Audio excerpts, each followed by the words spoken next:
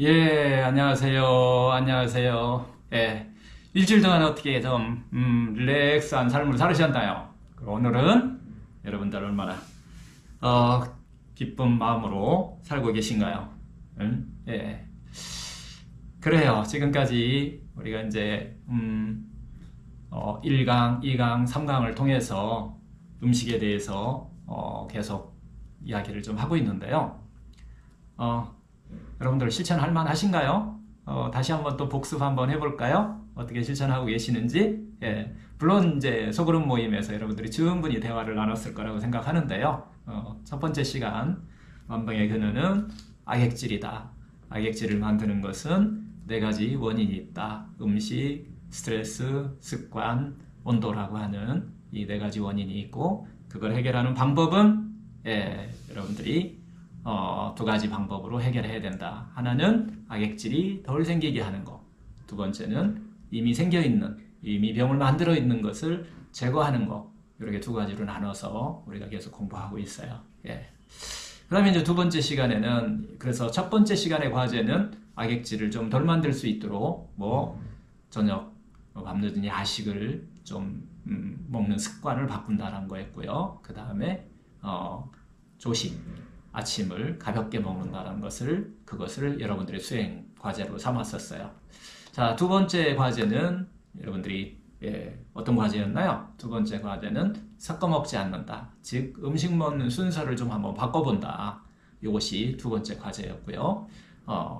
그 다음에 이제 세 번째 수행 과제는, 생체 리듬에 맞춰서 한번 삶을 살면서 음식도 맞춰서 거기에 맞춰서 음식을 우리가 먹는 시간, 언제 먹을 것인가 라고 하는 그런 개념을 갖다가 한번 해봤어요. 여러분들이 이것을 수행, 직접 실천했을 때 몸에서 어떤 변화가 일어나는지 이걸 가지고서 저하고 같이 이야기하는 이런 시간인데요.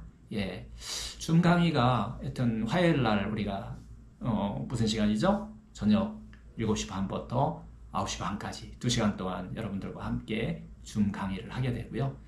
지금 여기서 이야기하는 저 PPT로 만들어져서 제가 단톡방, 여러분들이 같이 모여있는 단체 카톡방에 여러분들 거기다가 자료를 올려드리니까 한번 출력을 하셔가지고 보셔도 되고요. 여러분들이 그렇게 하면서 제 이야기를 같이 들여다보면은 12개월이, 12주가 끝나고 나면 여러분들이 어떤 습관이 변화가 오고 음식에 대한 어떤 개념이 다시 좀 생길 거예요. 건전한 음식의 본성에 맞춰서 여러분들이 실천할 수 있는 기준이 생길 거예요. 그 기준에서 얼마나 벗어났냐에 따라서 여러분들이 질병을 만들기도 하고 또 질병이 치유되는 이런 것들을 여러분이 평상시 생활 속에서 수행하는 과정에서 여러분들이 알아차리게 되는 이 습관이 될 거라는 이런 이야기를 드렸었고요.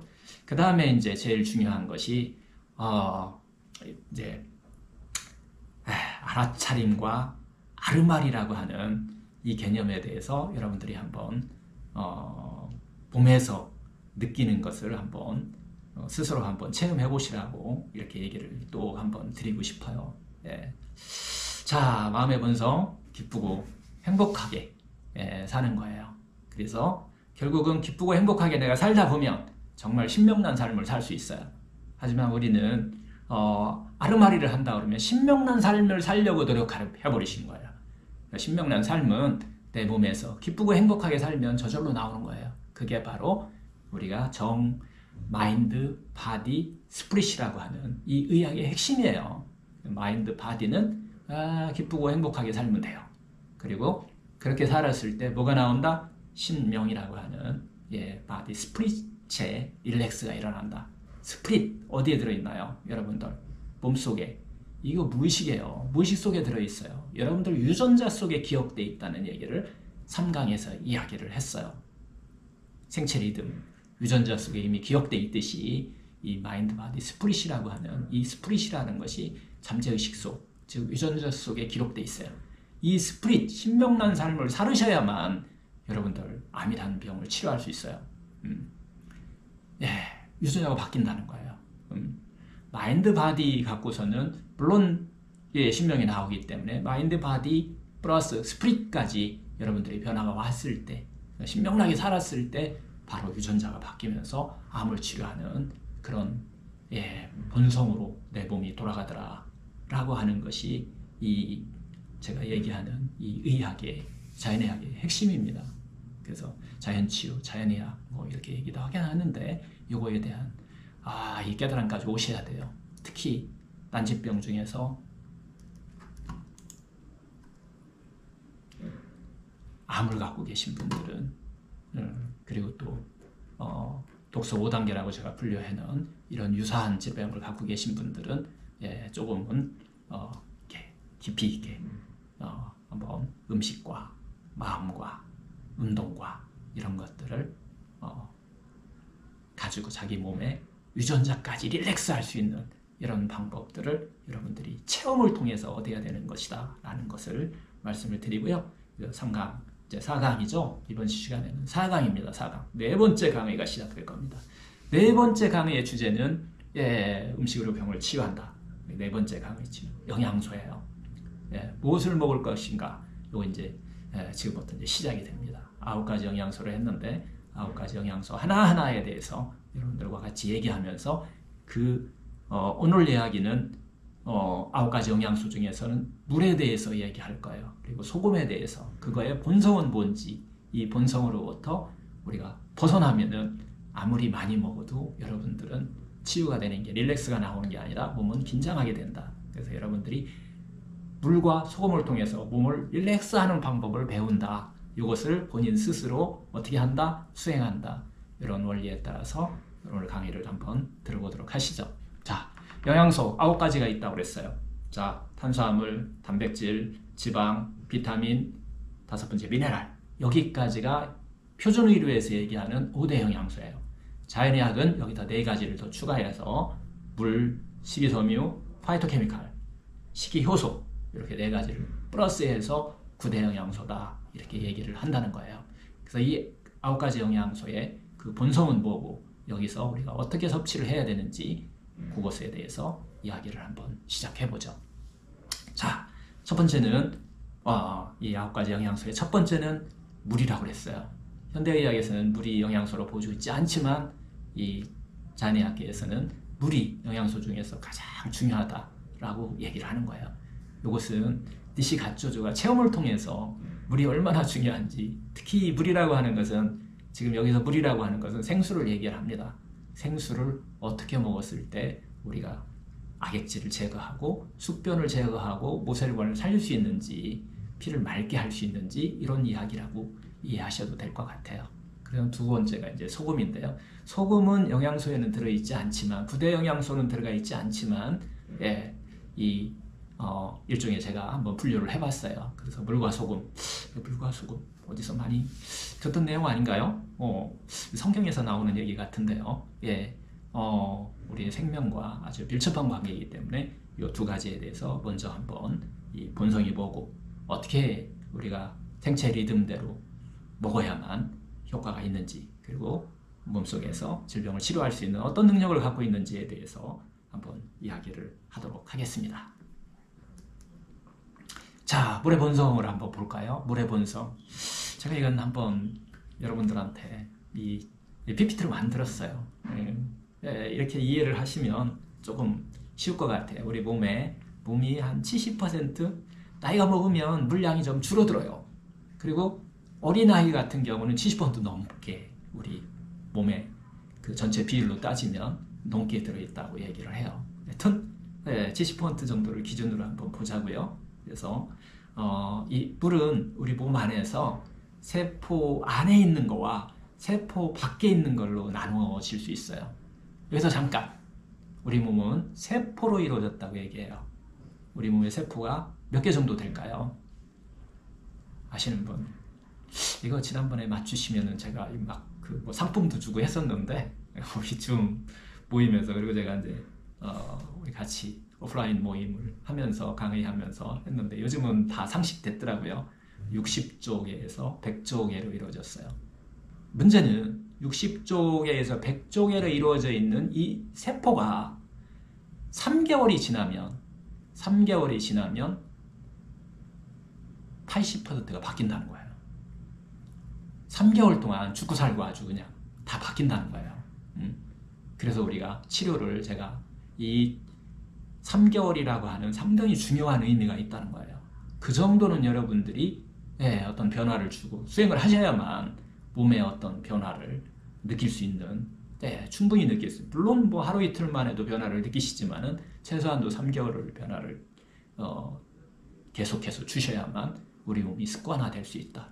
그래서 100일 기도 뭐 상당히 중요한 역할을 해요. 그런 의미가 있다는 것을 여러분들한테 또 같이 이야기를 좀 한번 해보면서요. 하여튼 3개월 세포가 80% 바뀌는 그런 기간이다. 연결되어 있다. 그래서 우리 강의는 3개월 100일을 기준으로 해서 여러분들이 습관화하는 것을 기본으로 하고 있다. 그래서 습관화하지 않고 여러분들이 수행하지 않으시면 몸의 변화는 특별하게 일어나는 것은 없다. 그래서 하루하루 여러분들이 하나씩이라도 수행하면서 여러분들이 어떤 변화가 있었는지 알아차리는, 이게 바로 치유다. 자연치유의 핵심이다 라는 것을 다시 한번 말씀드리면서, 자, 하여튼 세포 외에는 3분의 1, 세포 내에는 3분의 2가 들어있다는 거예요. 즉 세포가 잘 먹어야 돼요. 내가 잘 먹는 게 중요하냐. 물의 핵심은 이 세포가 먹느냐 안 먹느냐가 핵심이에요. 세포가 잔뜩 긴장하고 있는, 세포가 안 먹는 거, 이런 것들을 여러분들이 먹고서 물의 효과를 보기는 만만치 쉽지 않다는 거예요. 자, 그렇게 해서 다시 이 물을 다시 세포 혈액이라고 하는 것을 다시 좀 분석을 해보면은 혈액을 다시 성분을 분석해 보니까 물이 거의 91%예요. 여러분 혈액이 빨간 피니까 그 안에 막 적혈구가 막 90%고 막 이렇게 생각할 수도 있는데 그게 아니고 그 안에도 물이 91%고요.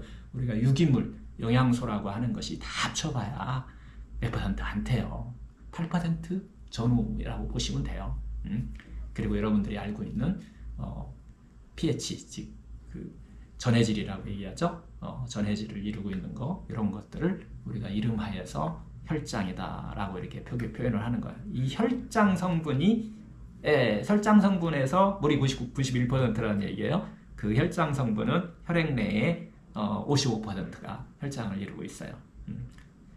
그 다음에 이제 여러분들이 알고 있는 백혈구, 혈소판 이런 것들이 일정 조금 차지하고 나머지는 적혈구가 많이 차지해요. 그 영양소라고 우리가 얘기하는, 여러분들 빈혈 하면은 바로 적혈구 생각하시죠?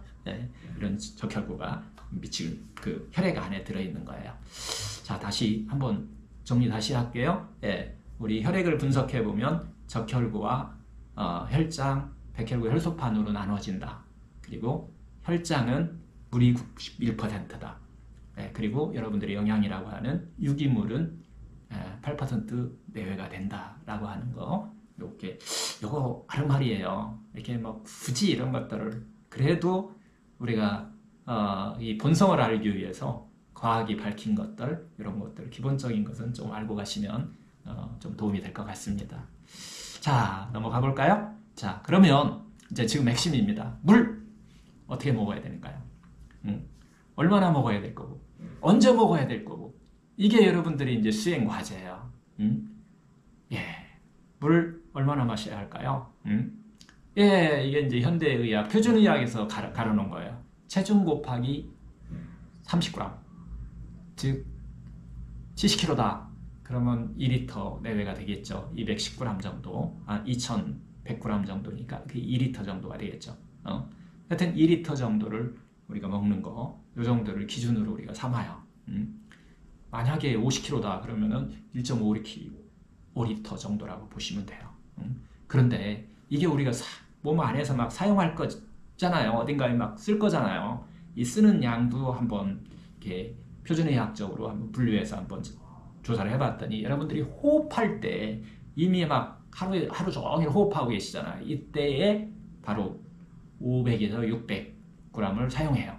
그래서 여러분들 강의하거나 말을 많이 하실 때는 물을 좀 많이 드셔야 돼요. 저도 옆에 놓고 습관시키셔야 돼요.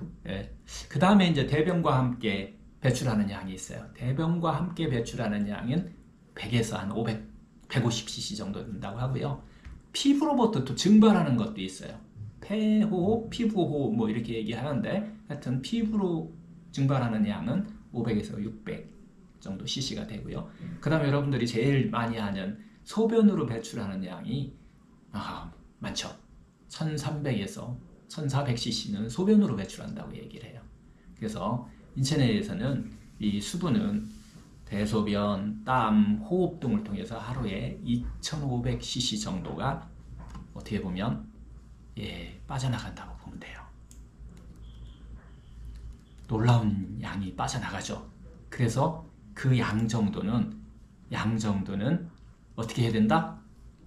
드셔야 된다 라고 하는 것이 포인트예요. 포인트. 본성이죠. 본성. 이렇게 이해를 하시면 될 것 같아요. 그러면 물이 이제 언제 어떻게 먹어야 되는지, 여러분들이 이제 생수를 먹는 것이 니시리학의 핵심이라고 그랬잖아요. 그것이 건강에 좌우하고 뭘 한다? 모세혈관을 건강하게 만들고 숙변을 제거하는 핵심이라고 제가 계속 얘기를 했어요. 니시리학의 핵심이기 때문에. 그리고 실제로 그렇게 해서 많은 사람을 치료했기 때문에 그래요. 그 수많은 난치병을 치료했기 때문에. 그래서 이제 언제 먹어야 되는지 상당히 중요해요. 언제 먹으면 될까요? 공복에 먹는 거예요. 공복에. 응? 보통 공복에는 30분마다 한 컵씩 먹으라 했어요. 한 컵은 200cc인데 그 정도 기준으로 해가지고서 공복에 먹어라. 이 정도를 마시는 것이 핵심. 그래서 아침 일어나자마자 여러분들 물 먹는 습관을 한번 들여보시라는 거예요. 아침에 일어나면은 바로 물 드시기 시작하면 몸에서는 청소가 시작된다. 정화작용이 시작된다. 이렇게 이해를 하시면 될 것 같아요. 그 다음에 식사하기 30분 전까지 마찬가지 공복이 상태죠. 이때. 그리고 언제까지? 니시는 잠잘 때 이 전까지. 그래서 잠자기 30분 전까지 먹어야 되는데 저녁에는 정말 조금씩 드셔야 돼요. 저녁에 많이 드시면 제 소변보로 자주 깨시니까 이게 이제 권하지 않고요. 그래서 보통은 이 저녁 때에 조금씩 저녁에라도 먹어라 라고 하는 것은 이제 니시리학에서 얘기하는 물을 먹는 방법으로 제시하는 거예요.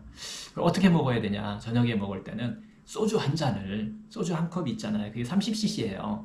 그것을 갖다가 30분에 먹는 거예요. 그래서 입을 조금씩 적셔주라는 얘기지. 하여튼 그래서 니시 책에 보면, 니시의 그 의학에 보면은 물을 핥듯이 마신다는 얘기가 종종 나와요. 어떤 사람, 특히 물을 다시 한번 정리하면 물이 차가워요. 성질이. 그래서 더 차갑게 하면 안 돼. 중증 환자들은 따뜻하게 하는 능력이 떨어진 거예요. 그런 경우는 물을 핥듯이 먹어라 라고 하는 얘기를 하는 거예요. 특히 중증 환자. 연세 드신 분도 마찬가지로 물을 벌컥벌컥 드시면, 젊은 애들은 벌컥벌컥 먹는데 그 나이 드신 분이 벌컥벌컥 먹는 분은 많지는 않겠죠. 하여튼 그런 것들을 지켜가면서 이렇게 좀 하시면 좋아요. 특히 이제 이 물을, 그러면 내가 본인이 알아야지 알아차림을 해야 되잖아요. 물이 부족한지 물이 넘치는지. 이제 어떻게 섭취하느냐면은 이렇게 수분을 통해서도, 물을 통해서, 생수를 통해서 섭취하지만 음식물을 통해서도 우리가 보통 하루에 평균 한 500cc 정도는 섭취한다고 해요. 그러니까 지금 계산해 보면 2500cc에서 500cc는 뭐를 통해서? 음식을 통해서 섭취하고 나머지 2000cc 정도를 생수를 통해서 섭취하는 거예요. 하는데 운동량이라든가 이런 거에 따라서 좀 달라요. 땀을 많이 흘렸다든가 그럼 좀 더 많이 드셔야 되는 이런 것들을 얼마나 먹어야 되는지는 이런 거에 따라 달라지는데, 그거보다는 더 중요한 게 있어요. 그것은 표준의학적인 의학이고, 자연의학은 정말 물 많이 먹으면 탈나는 사람들이 종종 있어요. 몸도 차가워지면 받질 않아. 어지러워요. 그리고 속에서 울렁거려요. 이런 사람들은 어떻게 해야 되느냐? 자기가 물이 부족한지, 덜 먹어야 될지, 정말 표준의학에 제시하는 양만큼 먹어야 되는지, 이게 핵심이에요. 핵심. 니시리학은 이걸 심플하게 정리를 했어요. 자연의학은 알면 정말 쉽다고 그랬잖아요. 자기 소변 색깔을 보는 거예요. 소변색이 노란하면은 이건 물이 부족한 거예요. 좀 더 많이 먹고, 소변색이 투명해지면은 그게 자기의 정량이에요. 항상 소변색이 투명하다. 이것은 물을 별로 안 먹는데도 소변색이 투명하다. 그러면 자기 정량이 거기까지라는 거예요. 어떤 사람은 1000cc가 안 되는 사람도 있어요. 몸이 안에서 알아서 적응해갖고 알아서 한다는 얘기예요. 근데 표준의학은 무조건 자기 체중에 곱하기 30은 먹어야 된다라고 하니까 물병이 생기는 거예요. 그걸 우리가 수은병이라고 그러는데 수천 년 동안 그 수은병을 앓고 있는, 물 많이 먹어서 생긴 병이 있다는 거예요. 상당히 많아요. 증상이. 그래서 그런 병에 걸리지 않도록 너무 기준을 정해놓고 이만큼 먹어야 된다 이렇게 집착하지 마시고 먹고 싶다라고 하는 이런 마음으로, 희망의 마음이라고 우리가 얘기하는데, 이런 마음으로 자기 몸을 관찰하면서 알아차림하면서 먹어야 된다라고 하는 것이 물을 얼마나 먹어야 되는지에 대한 자연의학의 핵심이에요. 물에 대한 핵심이에요. 뭐 소변 색깔을 보고서 물을 마신다. 소변이 적황색이라든가 너무 황색계통 이쪽에 튀기면 생수 부족한 거예요. 세포가 물이 부족하다라고 하는 신호라는 거예요. 소변색이. 그 다음에 소변이 혼탁하거나 거품이 나는 경우가 있어요. 이런 경우는 생채소에 부족한 거예요. 물이 부족한 건 맞는데 생채소에 들어있는 물이 부족한 거예요. 그래서 이런 때는 생채소에 녹즙을 드시든가 아니면 생채소를 양을 늘리시든가 뭐 이런, 아니면 생채소를 믹서 갈아가지고서 마시던가, 그러니까 충분히 먹여달라는 몸 안에 있는 세포의 본성의 소리다 라고 그렇게 이해하시면 되겠어요. 자, 이게 자연의 핵심이에요. 물을 얼마나 먹고 언제 먹어야 되는지 이런 것들에 대한 핵심이기도 해요. 표준의학하고는 좀 다르죠. 이것을 여러분들은 알아차림하시면 돼요. 자기 몸을 알아차림하시라는 거예요. 그래서 자기 몸의 변화를 알아차리고 느껴봐라 라고 하는 것이 우리가 치료하는 자연의학 치료의 거의 핵심이다. 이거 안 하고 그냥 해야만 된다라고 접근하시면 여러분들은 길어야 몇 개월, 또 1년에 하셔도 몸의 변화는 한계가 있다. 뭐 안 하는 것보다는 나을 수 있지만은 그 몸에 치유가 된다라고 하는 것에서는 여러분들이 실패하는 원인이 된다는 거예요. 그리고 이제 생수 마시는 여러분들 온도도 많이 물어보시는 경우가 있어요. 생수를 그러면 적합한 온도는 어느 정도냐? 실온입니다. 실온. 네, 실온이라고 하면 보통 15도에서 한 22도 이걸 자연 실온에 있는 상태에서 드시는 게 좋아요. 너무 차가운 걸 마시게 되면, 얼음물 같이 이런 것들을 마시게 되면 어렸을 때 기능이 좋을 때는 문제가 없지만 이렇게 계속해서 찬물을 드신다 그러면은 장이라든가 어떤 방광 같은 거, 신장 같은 거에 스트레스를 준다고 얘기해요. 그래서 그런 것들의 기능을 떨어뜨리는 원인이 될 수도 있다. 신장병의 원인이 될 수도 있다라고 자연의학에서는 얘기하니까, 여러분들 그건 체험에 의해서 만들어진 거기 때문에 이걸 과학적인 근거가 있느냐 없느냐 이렇게 따지기 전에 수없이 재현 반복되는 체험에 의해서 나타나는 현상들을 니시는 쳐다보고 그것을 갖다가 물 먹는 방법에 대해서 이렇게 자세하게 설명하고 있는 거니까, 그렇게 이해를 해주면서 여러분들이 수행을 하시면 될 것 같아요. 자, 그러면 이제 여러분들 생수에 대해서, 왜냐면 생수가 1번으로 제일 중요한 거니까, 여러분들은 탄수화물을 어떻게 안 먹을까, 좀 적게 먹을까, 어떻게 하면은 단백질 많이 먹을까, 이런 생각을 했다면 이건 표준의학의 기본 생각들이고, 자연의학에서 이야기하는 음식에 대한 그 본성에 대한, 우리 몸의 본성에 대한 이런 거하고는 좀 다르다라고 하는 것을 여러분들은 제 이야기를 통해서 계속해서 알아차림을 아마 하시리라고 생각이 되는데요. 하여튼 생수의 효과라고 해서 표준의학에서 만들어 놓은 이런 것들은 여러분들이 한번 읽어보면 좋을 것 같아요. 이것도 마찬가지 표준적으로 아까 이야기한 뭐 막 노약자라든가 아니면 무슨 뭐 말기암이라든가 아니면 강경변이라든가 뭐 이런 사람이 아닌 그 건강한 사람들에서 나타나는 현상들을 적어 놓은 것이 이 표준의학적인 방법이고요. 여기에 제가 좀 섞어 놨어요.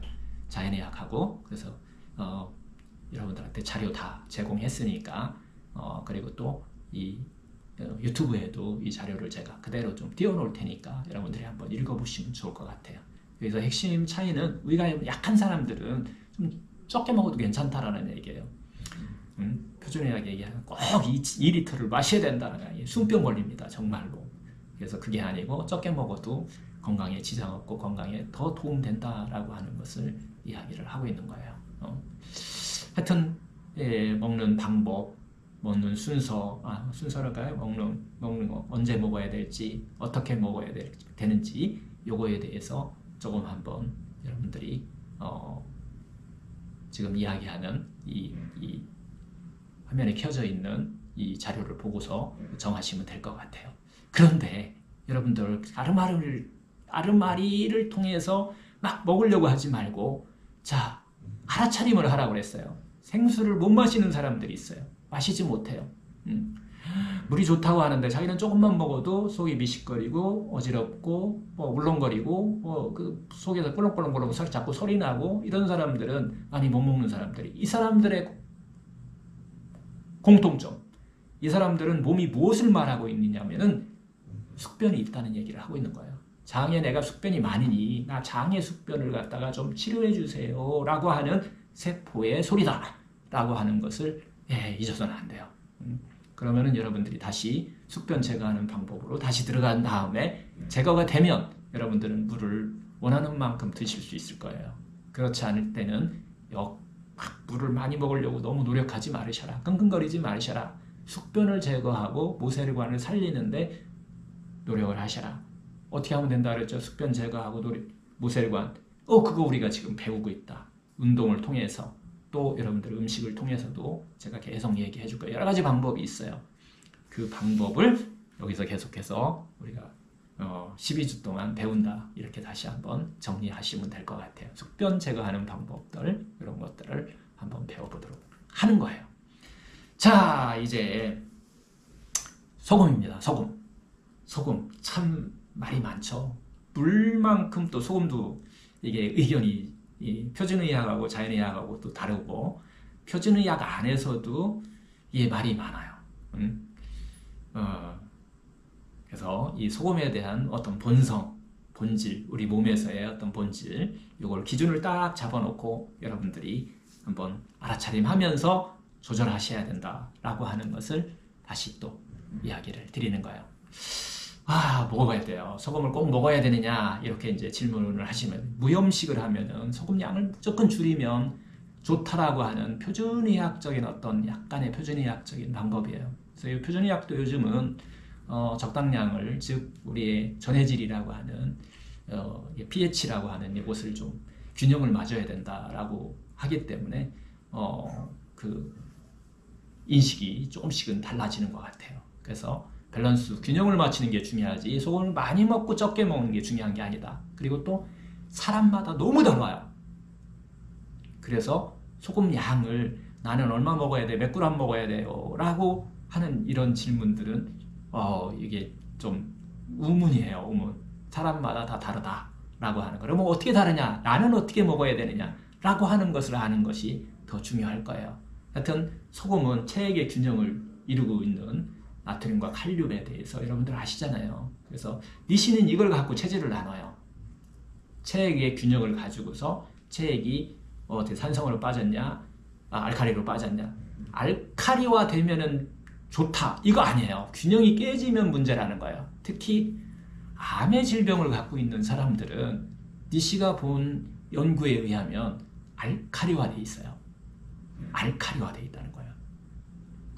굳는 병이에요. 굳는 병. 알칼리화 됐다는 얘기는 대체적으로 굳는 병인데, 이 굳는 병은 산성이 아니에요. 암이 산성이 아니고 알칼리다? 여기서부터 니시의 암 치료가 시작돼요. 일반적인 치료 생각하고 좀 달라요. 그러면 우리 몸을 알칼리화 시키는 것이 어떤 것들이냐? 놀랍게도 니시가 이걸 찾아내요. 우리가 익힌 음식, 불로 익힌 음식은 채소가 알칼리화 시켜버려요. 굳게 만든다는 거예요. 그래서 니시가 생채식이 나오는 거예요. 이 원리에 의해서 생채식이 나온 거예요. 그래서 초기 암 환자들한테 생채식을 시켜봤더니 치료가 너무 잘 되는 거예요. 이 사람을 다시 익힌 음식으로 많이 했더니 다시 또 암으로 가는 이런 것들을 니시가 체험을 한 거예요. 그래서 생채식과 생수를 가지고서 치료하는 과정들을, 이게 이제 암 초기 환자 때하고 또 중기하고 말기가 좀 달라요. 이것을 무조건 따라 하시면 안 된다. 그래서 이런 원리를 가지고서 한번 여러분들의 몸의 변화를 스스로 찾아가야 된다라고 하는 것이 핵심이에요.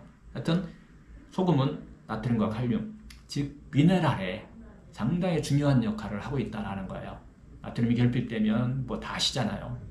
소화액이 감퇴되고 소화장애 와서 밥맛 떨어지고 심하면은 정신불안도 일어나요. 정신적인 문제도 일으킨단 말이에요. 칼륨이 부족하면은 근무력증 생기고 장이 마비되고 여기서 장 폐색되고 하는 것들이 칼륨이 부족하고 나타나는 현상, 방광에 어떤 이상이 나타나고 소변에 문제가 생기고 뭐 이런 것들이 이 소금에서 니시가 찾아낸 거예요. 이런 원리를 찾아낸 거예요. 그래서 니시는 소금을 상당히 많이 약으로 씁니다. 왜냐하면 나트륨 보통 다 소금을 통해서 섭취하기 때문에요. 그래서 여러분들이 이거 그대로 따라 하시면 안 돼요. 뭐 식욕 부족하고 뭐 발에 힘이 없고 뭐 근무력이 오고 해서 소금 먹어야지 이렇게 먹는 게 아니라는 거예요. 그래서 어떻게 먹어야 되는지 요거에 대해서 니시가 자세히 설명이 돼 있으니까 거기에 맞춰서 여러분들이 따라서 하시면 실패 확률이 거의 없어요. 이 자연학의 핵심이에요. 부작용이 없다는 거예요. 하여튼 나트륨과 칼륨에 대해서 여러분들, 칼륨은 일반적인 식물에 되게 많아요. 그래서 칼륨보다는 넘치는 경우가 되게 많아요. 칼륨은 나트륨을 소금을 통해서 섭취하고, 그런데 나트륨과 칼륨이 밸런스 균형을 맞춰야 돼요. 제가 얘기했잖아요. 신체의 본성, 음식의 본성이기도 하고 신체의 본성은 균형과 조화와 밸런스예요. 이게 깨졌을 때 병이 오는 거지, 좋은 식품을 많이 먹어가지고서 병이 낫는다 이런 개념이 아니에요.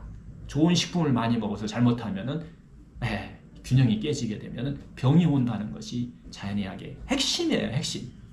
이래서 여러분들 자연의학은 알면 쉬운데 모르면 여러분들 아르마리를 통해서는 알 수가 없다라는 얘기를 또 하는 거예요. 그래서 이제 제가 좀 나눠봤어요. 그것은 막스버슨 요법은 왜 무염식을 갖고 치료를 했는데 많은 사람이 또 치료했거든요. 왜 그런 현상이 벌어지고, 왜 동양에 있는 니시가 하초주는 일본 사람들을 주로 치료했으니까 한국 사람들과 일본 사람을 주로 치료했거든요. 이분은 소금을 써야 약이 된다라고 두 사람의 의견이 다른지 요거에 대한 여러분들이 이해를 조금 필요로 해요. 체질이 상당히 중요한 역할을 해요. 열 많은 체질이냐, 차가운 체질이냐. 요 체질이, 차가운 체질은 소금이 약이에요. 근데 열이 많은 사람은 소금이 독이에요. 그래서 서양에서는 소금을 좀 덜 쓰는, 그리고 실제적으로 서양이 양인인데 불구하고도 열이 많은 체질인데도 불구하고 서양 애들이 소금을 많이 먹어요. 소금이 적당히 들어가야, 많이 들어가야 이게 맛이 있거든요. 소금 빠지면 무슨 맛으로 먹어요? 그러다 보니까 특히 소금을 많이 먹다 보니 그게 병됐기 때문에 막스거스는 일단 소금을 빼버린 거예요. 밸런스 유지할 때까지 소금을 쓰지 말라는 얘기가 아니라 치료할 때는 소금을 쓰지 말아서 밸런스를 맞춰봐라 라고 하는 거예요. 동양은 채식을 많이 하는 민족들은 소금 양이 그렇게 많이 먹지를 않아요. 그런데 몸은 조금 냉한 체질을 갖고 있는 사람들은 소금을 조금 더 많이 먹게끔 이렇게 만들어진 거예요. 그래서 여러분들 김장하고 뭐 할 때 적절하게 소금량을 공급해 주는 거예요. 이런 원리하고 같이 연결되어 있으니까. 그러면 똑같아요. 뭐라고? 내가 많이 먹느냐 적게 먹느냐, 이것을 사람마다 다르기 때문에 스스로 그것을 알아차리셔야 된다는 거예요. 자기 몸에서 어떤 변화가 일어나는 것을 알아차리셔야 된다는 거예요. 자, 어떤 경우예요? 짜게 먹었는데 붙지가 않아요. 근데 싱겁게 먹는다고 생각하고, 아니면 뭐 짜게 먹었더니, 소금을 먹었던지 내가 이렇게 먹었더니 아침에 일어나니까 부어요, 부어. 이런 경우는 소금이 기준을 잡아야 돼. 소금이 많이 들어오고 있다. 소금을 줄이셔야 돼요. 하여튼 두기로 아침에 일어나서 손이나 발이 붓는지 안 붓는지를 여러분들은 계속 몸에서 변화를 확인하셔야 된다는 거예요. 그게 물량과 소금량이 어떻게 보면은 기준이 된다는 거예요. 딱 표준으로 정해진 게 아니라는 거예요. 하여튼 그리고 또 하나는 또 니시가 얘기하는 동양의 이 치료법으로 니시의학에서 말하는 소금을 많이 먹어도 괜찮다는 얘기는 물을 많이 먹기 때문에 그래요. 염분을 좀 많이 먹어도 물을 통해서 이게 빠져나가기 때문에, 생수를 통해서 빠져나가요. 생수를 통해서. 근데 이게 재밌어요. 여러분들 그러면 국과 찌개에도 소금 넣어서 국과 찌개도 물 아니냐. 여기서 제일 중요한 것이 생수냐 끓였느냐가 니시의학에서는 가장 큰 차이로 적용해요. 끓인 물은 물인데 똑같은 물인데 끓여버리면은 그 생명력이 죽어있기도 하지만 알칼리화도 되고 이 산성화도 되고 하는 이 양쪽으로 밸런스 균형을 깨트리는 원인이 된다고 하는 거예요. 생수가 돼야만 이 우리가 약이라고 표현하는데 이 알칼리와 그 산성을 밸런스 맞춰주는 균형을 맞춰주는 그런 역할을 한다는 것은 니시는 본 거예요. 하여튼 이런 원리에서 어떤 양을 조절해서 생수양도 그렇지만은 소금량도 이런 원리에 의해서 조절하셔야 된다는 거예요. 그리고 이제 연분 과잉되면은 질환이 오는 것도 있어요. 신경통, 류마티즘, 뭐 이렇게 부종도 오고 신장 장애, 고혈압의 원인이 되는 것은 확실해요. 니씨도 알고 있어요. 그래서 자기 몸의 관찰을 계속 해가면서 아침에 붓는지 안 붓는지, 손발에 붓는지 안 붓는지를 관찰을 해야 돼요. 그리고 알아차림 하셔야 돼요. 그리고 니씨는 혹시 그래도 방어장치를 또 만들어놔요. 2, 3주마다 한 번씩은 소금 안 먹는 무효미를 주는 거예요. 소금 단식을 하는 거예요. 이것을 니씨가 얘기하는 소금 단식을 하시면서 소금량을 조절하셔야 된다는 거예요. 자, 솔직히 소금에 대해서 놀라운 사실을 여러분들 이 이야기를 통해서 니시약을 통해서 좀 깨달음이 좀 오지 않으셨나요? 핵심이 뭐라고요? 먹는 양과 자기 몸의 변화를 갖다 계속 관찰하셔야 된다는 것이 포인트라는 거예요. 저희 소름 끼쳤어요.